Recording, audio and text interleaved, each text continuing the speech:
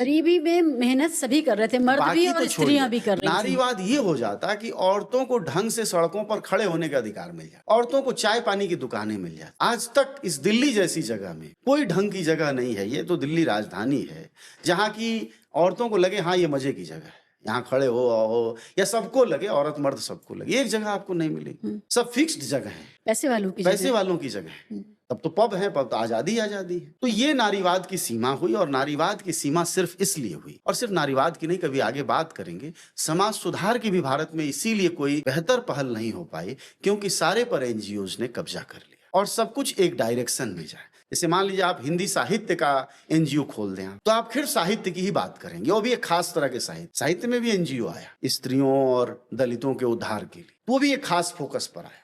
नारीवादी साहित्य पर भी अगर हम जाएं तो ज्यादातर चीजें संबंधों को बिगाड़ करके रास्ता ढूंढ रही हैं।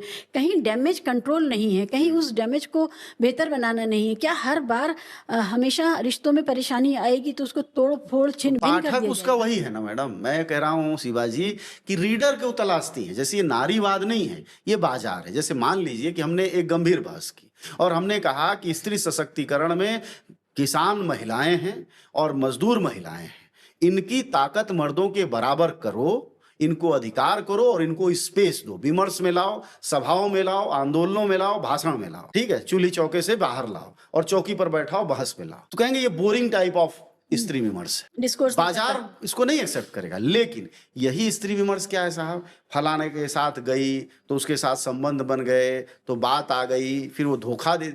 अरे मतलब ये हिंदी के ही पाठक का रोना गाना है, ये बात भी नहीं रही और कभी नेचुरल समाज में नहीं था। नेचुरल समाज जो आज से 30 साल पहले गांव में था उसमें ये बहस नहीं थी, कौन किसके साथ गया, कौन आना जाना लगा रहता है, जीवन का हिस्सा है। पकड़ में आ गया तो उससे मारकाट हुआ, नहीं पकड़ में आया जीवन चलता रहा। तो पकड़ में आ गया आज भी मारकाट कर लेते हैं, यही तो हुआ। आज भी कोई पकड़ में आ जाएगा तो मारी काट होता है।